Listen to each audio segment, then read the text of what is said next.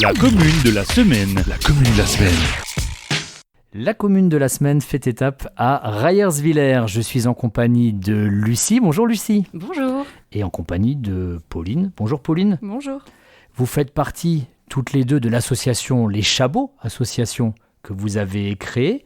C'est autour de l'environnement que vous êtes rencontrés en plus, je crois, non ? Oui, c'est exactement ça. C'est le thème qui nous a réunis, c'est l'environnement et plus particulièrement la préservation de la biodiversité dans la vallée du Beecherland. Quand vous dites la vallée, c'est Rayerswiller, Lambar, Sierstal, c'est bien ça ? Exactement, c'est ces trois villages qui nous tiennent vraiment à cœur parce que moi je viens de Sierstal et Pauline vient de Rayerswiller.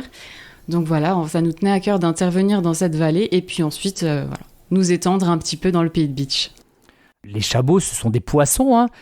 Ces poissons-là ont besoin d'avoir une eau de qualité. Et nous aussi, on a besoin d'avoir un environnement de qualité, n'est-ce pas ? Et oui, c'était ça. On a choisi ce nom, les chabots. C'était symbolique pour nous parce que, effectivement, le chabot a besoin d'une eau de très grande qualité pour survivre, pour se développer, pour prospérer. Et tout comme nous, en tant qu'habitants du village de Rayerswiller, on a besoin d'avoir autour de nous un environnement de qualité. Lucie, est-ce que, on va pas rentrer dans les grands mots, mais bon, quand même, entre guillemets, est-ce que vous vous sentez un peu investi d'une mission ou d'un devoir ? D'une mission, ça fait peut-être un peu prétentieux, mais effectivement, ça nous tient énormément à cœur. Quand on se rend compte de la chance qu'on a d'avoir cet environnement autour de nous, toutes ces richesses, on se dit qu'on ne peut pas rester là les bras croisés et qu'il faut qu'on fasse déjà découvrir aux gens parce qu'il y en a plein qui connaissent pas toutes ces belles choses qu'on a autour. Donc déjà les faire découvrir et aussi leur apprendre à les préserver, à y prêter attention et comment on peut se servir aussi des choses qu'on a autour de nous qui sont à notre portée dans la nature, pas que le Valdi, enfin voilà, il y a plein de plantes et plein de choses qu'on a autour de chez nous et qu'on connaît pas ou peu et qu'on a envie de partager avec les autres. Ceci dit, connaître le Waldmeister, l'aspérule, c'est quand même bien. C'est hein, très très bien. Surtout si on sait s'en servir, il y a plein d'utilisations différentes. Pauline, Lucie parlait de découverte, mais parfois c'est aussi une redécouverte. On peut remettre au goût du jour des vieux principes, des vieilles recettes. Ce sera le cas ce dimanche du côté de Petit-Réderchin, je crois, en plus. Bien sûr, exactement. On va aller à Petit-Réderchin dimanche avec Aurélie de Ciboulette et compagnie et on va faire un atelier lactofermentation.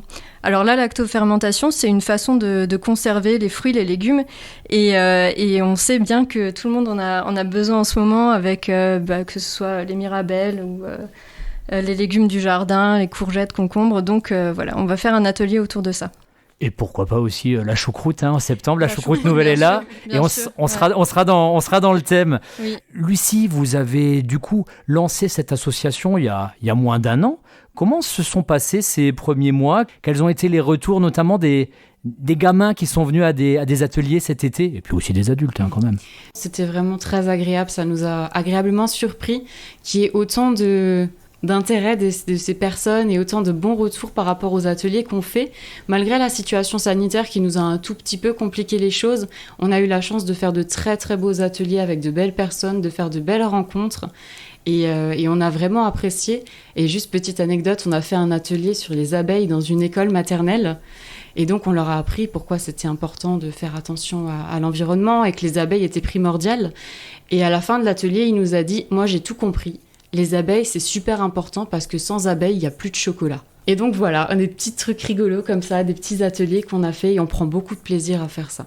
Pauline, il faut quand même avoir un certain savoir pour pouvoir mener des ateliers comme ça. Lucie parlait d'ateliers sur les abeilles. Vous m'avez parlé avant de l'atelier que vous allez faire en compagnie de Ciboulette et compagnie. Hein, double compagnie du coup.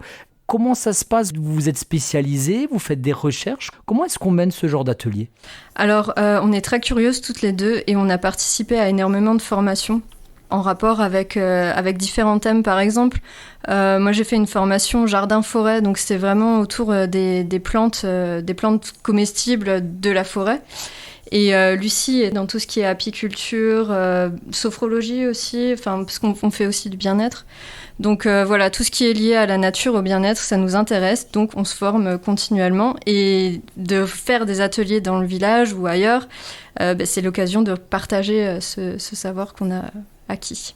Et je crois justement que ce partage, ça vous tient tout particulièrement à cœur, ce lien social qu'on crée autour des ateliers, puis la vie qu'on met dans le village, tout simplement. Oui, c'est ça. On voit très bien que dans un atelier, on a, alors même sans le vouloir, mais on arrive à avoir des âges très différents. Donc on va avoir une jeune maman avec ses enfants, on va avoir un ou une jeune retraitée, et du coup les échanges sont très riches parce que en plus, comme on essaye de remettre au goût du jour des procédés anciens, forcément la mamie ou le papy va dire ah oui mais non mais nous on faisait comme ça, et en fait il y a une transmission naturelle des savoirs qui se refait, qui se crée.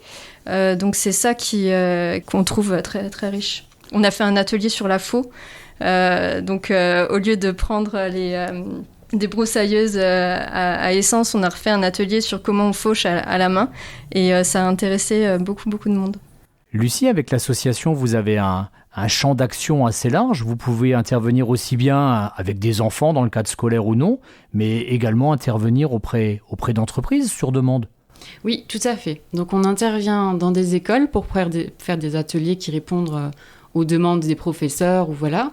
On intervient donc nous, avec les enfants en semaine, et le week-end avec les familles, et on peut intervenir effectivement sur une demande par exemple d'une entreprise. Donc là on va travailler prochainement avec ML Bien-être à Volminster sur une semaine du bien-être et du zéro déchet, voilà.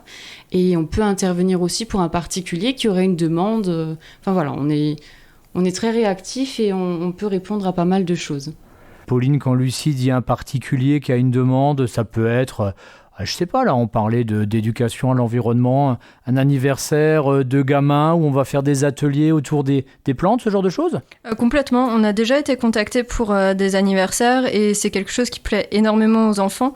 Alors on peut proposer de la fabrication de bivrap, ça plaît beaucoup aux enfants, c'est quelque chose qui va remplacer l'aluminium ou le cellophane à la maison. Ça, après les encres végétales, ça a beaucoup de succès aussi avec les enfants, donc oui, des anniversaires, pourquoi pas. Lucie, je vais peut-être vous faire un petit peu chauffer la tête. La société de consommation qui va au bout d'une logique d'ultra-consommation, on peut le dire, avec tout ce que ça engendre. Est-ce que vous pensez que cette société de consommation nous a finalement éloignés de solutions toutes simples ? On ne sait plus utiliser une faux, on ne sait plus reconnaître une plante, ce genre de choses. Vous pensez qu'il y a un lien entre les deux, qu'on a perdu le fil ? Effectivement, et ça c'est un thème qui me tient énormément à cœur. Je pense qu'on a perdu beaucoup de choses. On s'est convaincu qu'on n'arrivait pas à faire certaines choses ou que c'était complexe, alors qu'en fait on a autour de nous la possibilité de faire tellement de choses. Et il faut juste qu'on réapprenne, il faut juste qu'on se rende compte que, bien voilà, le week-end dernier, on a fait un atelier sur des encres végétales. On a fabriqué des sortes d'aquarelles avec toutes les fleurs qu'on avait autour de nous, et des légumes, et puis voilà. On allait dans le jardin, on s'est baladé, on a cueilli des choses et on a fait des encres naturelles. C'est quelque chose que la plupart des gens ne connaissent même pas. Ils vont au supermarché, ils achètent un tube d'aquarelle et voilà. Alors qu'en fait, on peut le faire, et on peut faire énormément de choses. On est tous beaucoup dans une société de voilà, il faut consommer. Et en fait, quand on se libère de ça et qu'on commence à apprendre à faire soi-même, alors déjà, on développe une créativité de dingue, et en plus, on prend énormément de plaisir et on a toujours envie d'aller plus loin et d'être curieux et de se dire « Waouh, ça, j'ai réussi, super, qu'est-ce que je peux faire de plus ?» Et c'est fantastique, quoi. Être ouvert d'esprit, curieuse, on va dire, pour vous, mesdames. Voilà le programme des Chabots, association qui œuvre pour la préservation de l'environnement et pour des modes de vie alternatifs, pourquoi pas, à Rayerswiller. Merci beaucoup, Lucie. Merci. Merci beaucoup, Pauline. Merci beaucoup.